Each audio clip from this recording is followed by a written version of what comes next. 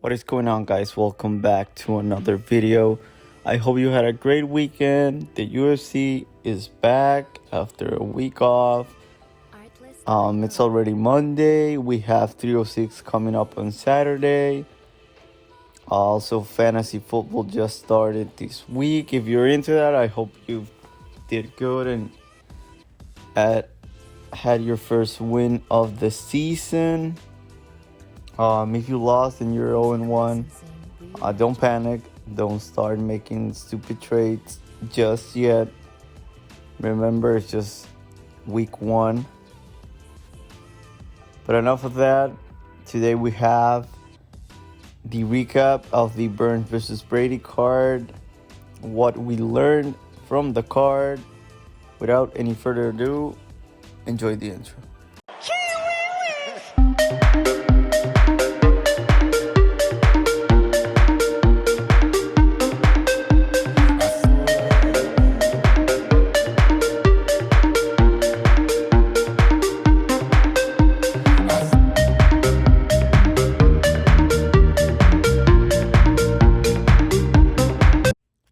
Starting off from the main event, as always, it was a very good fight. I'm not gonna lie, for some reason, I don't know, I don't think it was a very good card. I mean, there were some very good fights. Obviously, the co-main event, Cody Durden's fight, Steve Garcia's continues his streak, but I don't know, for some reason I just wasn't really paying too much attention to it. For me, I mean, this is a good fight, don't get me wrong, but for me, I mean, yeah, Sean Brady dominated, but I don't think it was a very exciting fight. Sean Brady looked great, he looked elite, he looked for real.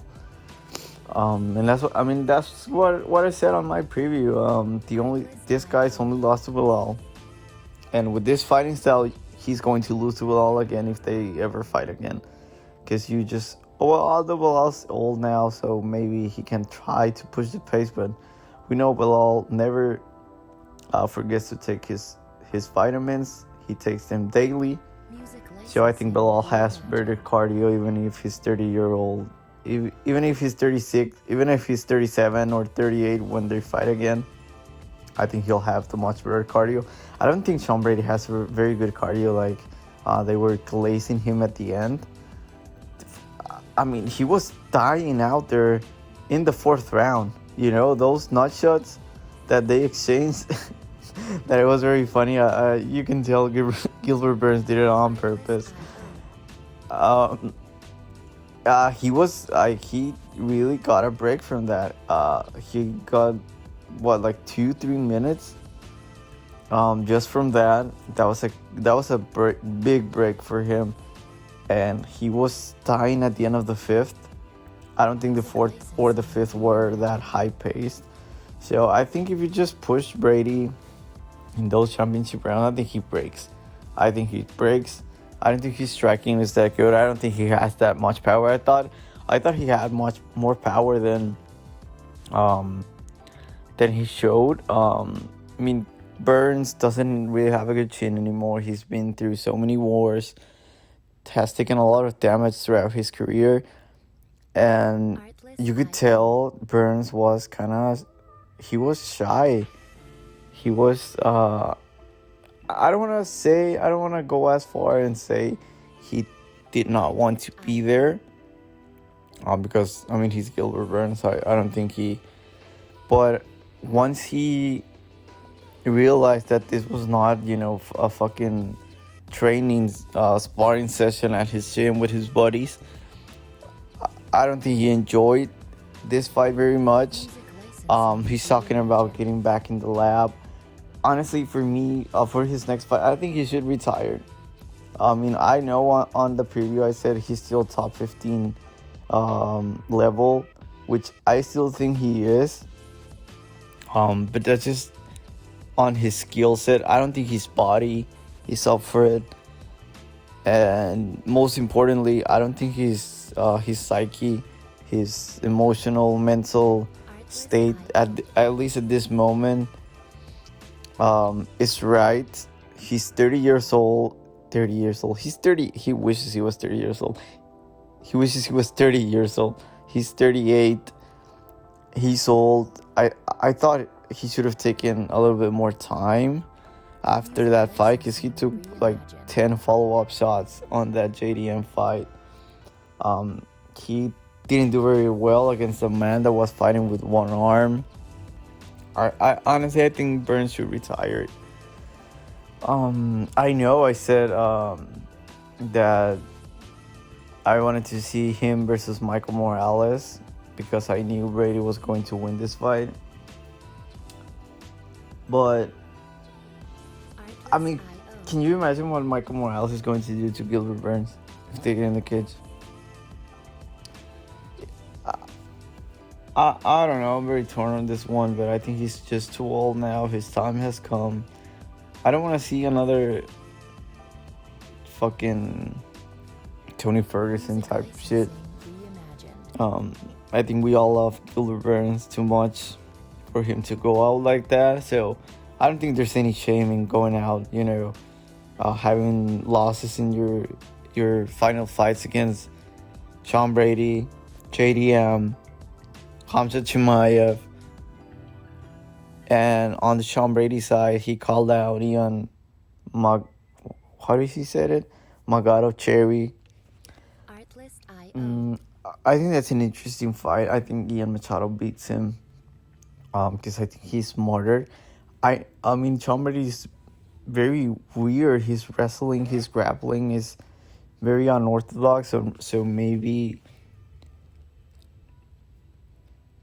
now that I'm really thinking about it, I think he would give Ian Gary problems because of his weird style. Ian Gary is just so like by the book, kind of like he fights like a bot. He tries to do everything perfect. He doesn't take risk. He rarely makes mistakes. And I think a guy like Sean Brady with his he's very powerful. He's very strong. I don't think he has that much power on his hands, but he's very strong. He'll hold you down. He has insane grappling, and it's not. I don't think it's that high level, but he's just so strong. Once he's on top, and he has a very very weird wrestling style. I think he gives Machado problems, and on the feet, I don't think Ian Machado Gary has the striking that he thinks he has. So it would definitely be a very good fight. And honestly, I don't think it would be boring at all. I thought this fight was kind of boring. I mean, it was a 50-45 domination. Great performance from Brady, but that's just it for me. We move on. Natalia Silva beat the absolute shit out of Jessica Andrade. I'm very happy she did that. She looked great out there. She's super fast. She's very fast for this division. She has great kicks. Great striker. Her grappling, we haven't really seen it. We know she beat the crap out of Jasmine Jasdavicius, who I love. But honestly, this getting fight of the night, I really can't wrap my head around it.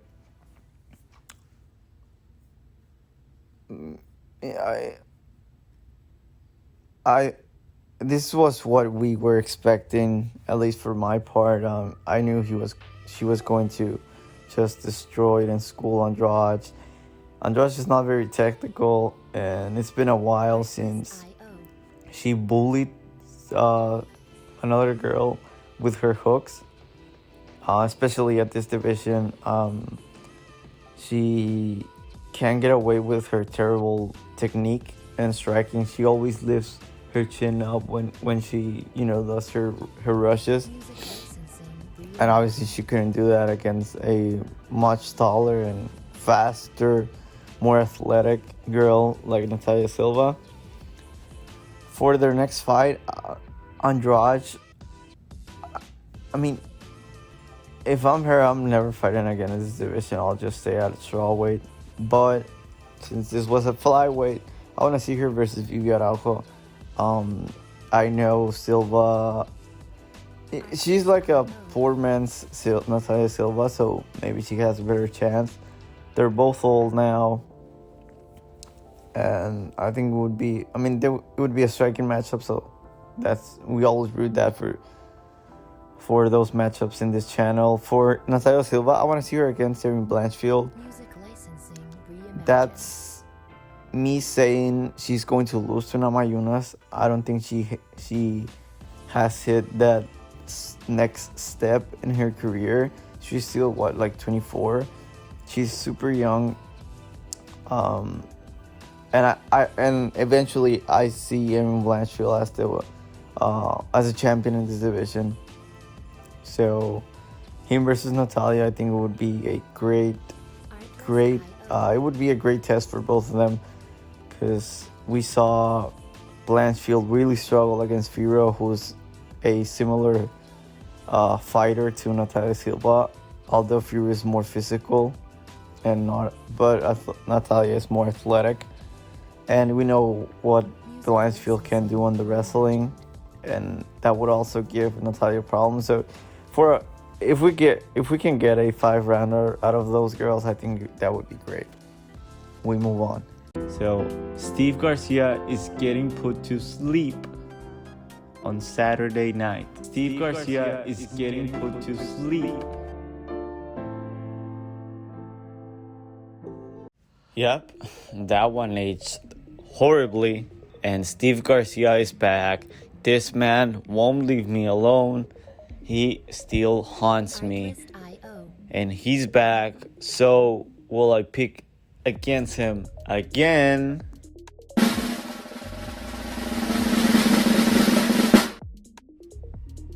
You guessed it.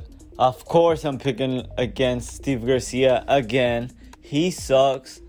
I will stand by it until the day I die. Steve Garcia sucks, okay? He is terrible. I mean, you know how fucking stupid you have to be to even think something like that, let alone say it publicly and act like you're fucking serious.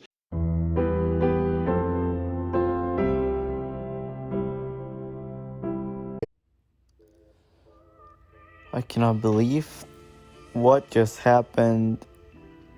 Although I was reflecting when I went to sleep, I think this was pretty obvious. I'm a firm believer that whenever there's an opinion on something, there's always two sides. Two sides of the coin. And the truth usually lies right in the middle. So I think Steve Garcia is trash. So that's one end of the spectrum. And a lot of people think he's the next big thing of featherweight. So that's the other end of the spectrum. So the truth is he's alright. He's good. Maybe even good. He's between alright and good. And with Kyle Nelson, I said on the preview, I think he's also trash, just like Steve Garcia. They're both overachieving like crazy. And that's one of the end of the spectrum. The other end of the spectrum is everybody else thinks Kyle Nelson is trash. So what's in between trash and trash? Like garbage? So I should have known better. Steve Garcia owns me. I have to admit that. Great performance for him. Kyle Nelson looked weak. For as for a striker brawler. I don't even know what Steve Garcia is, honestly. I guess he's just a brawler. He didn't panic on the ground. He had his back taken, did a beautiful move, and Carl Nelson sucks. I know he landed like 10 back of the head shots. I'm not even mad about it because it's stupid. He had a big blob on the back of his head, which means Steve Garcia landed at least one solid punch at the back, solid elbow, hammer fist at the back of his head. I'm not even mad about it. I'm not even mad about it. Steve Garcia, he said he wants to take a break or fight at the MSG on 309. I want to see him versus Sean Woodson. I think that'd be a fun, because I think they're both weird looking guys. And Sean Woodson has a lot of range, wants to fight from distance, and Steve Garcia just wants to get inside and trade. I think it would be a very great matchup to see if Steve Garcia can get into the pocket and knock the fuck out Sean Woodson. We have not seen anybody be able to do that just yet, but I think he can do it, and I kind of want to see Sean Woodson go down. That last fight versus Caceres, he was clowning him, but it was a very close fight. It was definitely not a 30-27 fight. I don't think. I mean, it was a lot closer. I would have given the fight to Woodson, but I thought it was going to be a split decision for sure. A unanimous decision. That's crazy. For Carl Nelson, I mean, give him Billy Q. I don't know. Carl Nelson is absolute garbage. We move on to what could have been the fight of the night. It definitely was going to be fight of the night. If this fight went on for 2-3 more minutes, I think it would have gotten fight of the night for sure. That pace was insane. I think Durden landed like 50 significant strikes. Durden threw 77 or something, like 70 strikes, attempted strikes, so he must have landed like 40, 30, high 30s. Same thing with Snell. They gave him more, I think they said Matt Snell landed more strikes. I thought he won round 1, although that cut, I guess that's why 2 judges gave Durden the first round. But I thought Snell landed cleaner shots. He even kind of wobbled Durden, and we've never saw that from Snell. His chin looked great. And it's crazy to say that. But he's retiring now. I think he knows his body is just not. I mean, it sucks for the guy. He was always injured, chin issues, weight cut issues. I said on my preview, the guy's very talented. He's a great striker.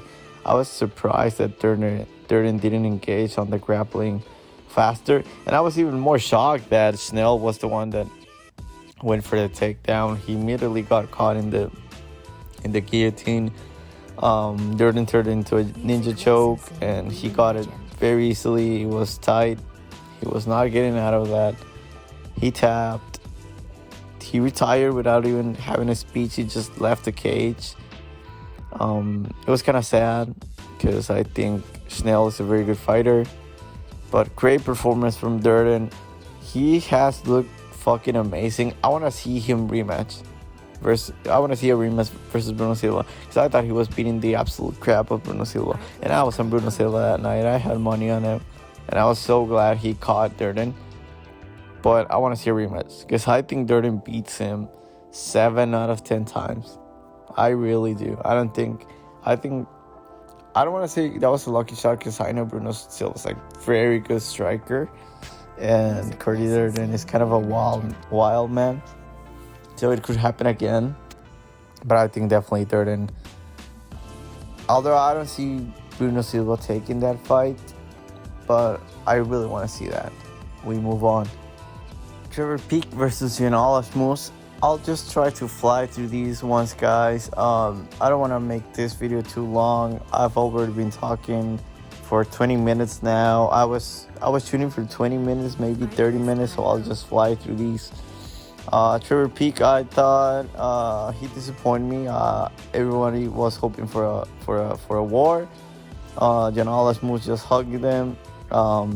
It pisses me off that, I mean, we didn't even hear the ref, clap his hands and be like, come on, guys, gotta work, you need to work. Nothing, just the fucking crickets, because this fight was so boring.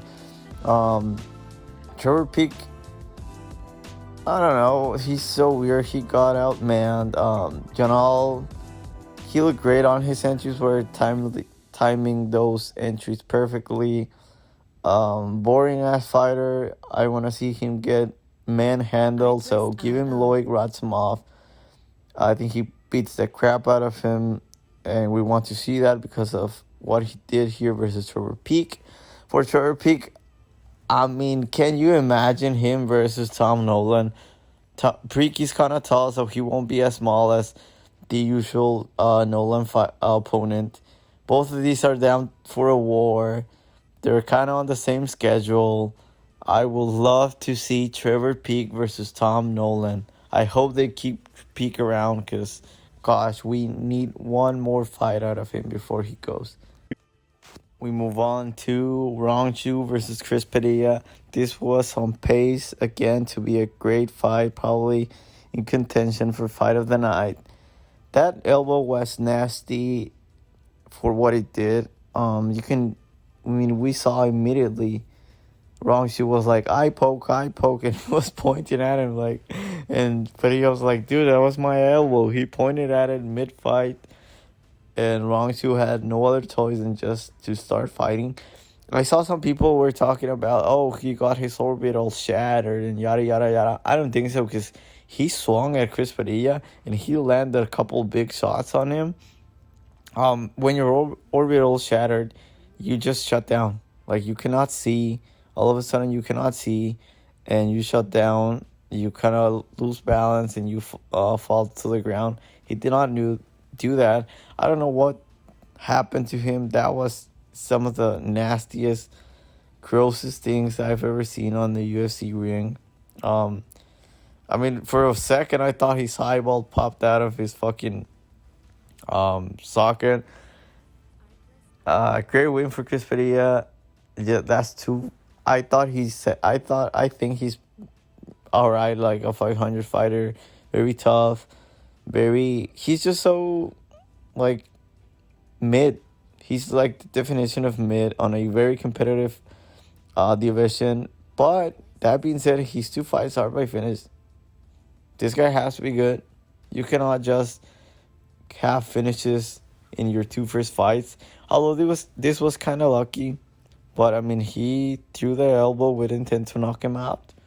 He didn't knock him out, but he, the pointiest elbow, part of the elbow, literally poked him in the eye, and he was not able to continue. A couple more shots and probably loses an eye. So, good thing that fight was stopped. He called out Mahashate. Honestly, who cares? Just give him, I'll be down for that fight. Both are strikers. Kind of low volume, but they're strikers at the end of the day. We love those matchups. For Rong Chu, he was looking great. I thought he won round 1, and he was on his way to winning round 2. I thought he was starting to find a rhythm. I don't know when will we see him again. I don't think there's been any news on what really happened to him. That being said, I've not, taken my time to actually research what happened. But I don't think I've heard or seen anything about it. So who knows when he will be back. I don't know for how long will he be out, if it was serious or anything. So if it wasn't serious, I want to see him versus James Yontop. I think that would be a great scrap. We know Yontop is down to scrap, and Rong Chu is a very good striker. There will be no grappling whatsoever, just a pure brawl striking matchup. I'm down for that. We move on. Isaac Bulgarian just manhandled Brendan Marat. He is fraudulent. His record is fraudulent. I don't think he's as good as his record says he is. He's 8-3 now. He's nowhere near that level. Although we know he's been fighting cans, he's just not very good. This was a layup for Bulgarian, biggest favorite ever. So for Marat, just give him 7 win, both strikers. So I'm always want to see a striker versus striker matchup, especially in this lower side of the divisions. Full Bulgarian, man, this guy is so good. Like, he's so good. I don't know how. I mean, as long as this dude does not gas, I think he's a problem from everybody. He's wrestling, he's centering, he's so strong, he's so athletic, he's powerful, great top game, can submit you. That ground and pound is nasty. Great control. I think this guy's legit. He's a problem from everybody. Good thing I didn't found that first round number, because I would have lost a shit ton of money. I would have put like at least a grand or at least the limit on the booking, because I loved that play. So thank God I did not hammer that, because I would have lost even more money than I did. And yeah, we move on. Felipe Dos Santos versus Andre Lima. It was an alright fight. I guess what I've learned from this fight. Listen, I think Andre Lima's career path, I think he's going places. It's just one of those, when you're on sports, you have to be good, but you also have to have luck. And the stars have to align for you every now and then. Everything just has to fall into the right place on top of being good. And I think Lima is very good. I think he's a lot better. He fights like a 30-year-old, doesn't really make mistakes. His striking defense is amazing. He's very calm, collected, powerful leg kicks, good striking. He's not as fast as Dos Santos, but he's big. He's very strong. I don't think he's as big as we're used to seeing him, because we see all this time he made weight. And although he looked bigger, wider, a lot wider than Dos Santos. Dos Santos very skinny, but he didn't look as jacked or as big as like he did versus like a Mitch Raposo or the Igor Severino fight where he got bit. And those are the things I think you need in your career for you to make it to the top. You got a great break. I mean, the guy bit you. That alone, that's a huge break. Then you get Mitch Raposo in 5 days notice. Raposo's not that good. Then you put on a solid performance. You bullied this skinny 23-year-old, and you get a solid win. You're 3-0 now. You're probably 1 win away from the rankings. I want to see him versus the winner of Audi Osborne versus Ronaldo Rodriguez. And I think Ronaldo Rodriguez is going to win that one. So Lima versus Rodriguez, book it for December. I think that'd be a great matchup. For Dos Santos, it sucks that he's 1-2, 1-3. That guy's very good. Although he didn't look as good on the ground, but I think it's because Lima was just so much stronger, and he's a much more skilled, better grappler overall, on top of being bigger and stronger. So you know what? Give him Jose Johnson. I think that they're both similar. Skinny, long, lengthier, not strikers at the end of the day. We move on. To the fight of the night, I think these two got robbed. I don't know how this didn't get fight of the night. It was a great fight from the start. Santos style on Yisha now, but now we know Yisha broke his ankle or his foot. I think it was his foot on round one. So he was fighting on one leg. But my God, this guy has a chin. He's super tough. How did he recover from that kick? I mean, the guy was out. If you go and watch the replay, his eyes were rolling back when his head hit the fence or the ground. He woke up and he took a few follow-up shots, got back up, and immediately was swinging again. The guy didn't look confused or concussed. He was there. So super tough. Great fight all around. Santos looked great. He looked great. Although we knew G-Shaw's level of competition hadn't been very good throughout his career. I picked him. I was wrong. I think overall I went 7-5 on the card. I got Demopoulos wrong. I got this fight wrong. I had obviously Kyle Nelson. So 3 underdogs. Who were the other guys that failed me? Wrong shoe. I lost my parlay with him. Lucky elbow, but it is what it is. And who was my other dud? I don't remember right now, but I don't think there's much to say about this fight. Santos looked great. I don't want to give him like a killer just yet. So just give him a striker, somebody that will brawl with him or at least stand there and strike. I want to see him versus Julio Arce. For Yisha, give him a rematch versus the Korean Tiger, honestly. I think that would be a good fight. Yisha, I think he's gotten better than since the last time they fought, so that would be a good matchup. We move on. Thank you, MMA gods. Karma is a bitch. Vanessa Demopoulos got what she deserved, honestly. I mean, first of all, you do not complain mid-fight. She totally lost concentration. She lost focus. Shut the fuck up and defend the armbar.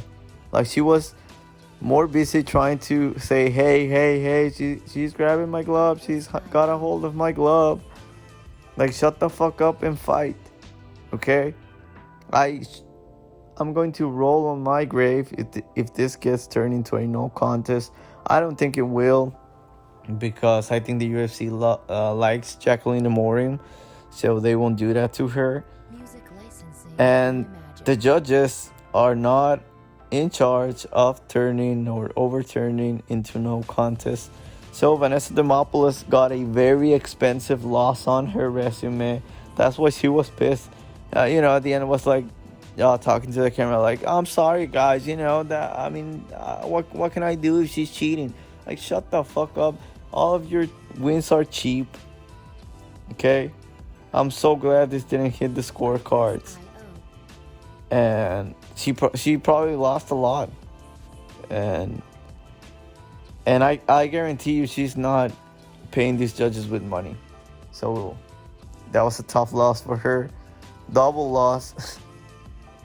So every time Vanessa Demopoulos fights, she already has a loss, on her aura because of what she's doing backstage. Now she got a loss on the ring. So that's 2 losses in, the span of a week. That's terrible for her. Sucks for her, but that's what you get. Like, honestly, she had it coming. I'm so happy. I don't care that I lost $50, but $50 for seeing that, I loved every second of it. For her next fight, I want to see her fight Josephine Knudsen.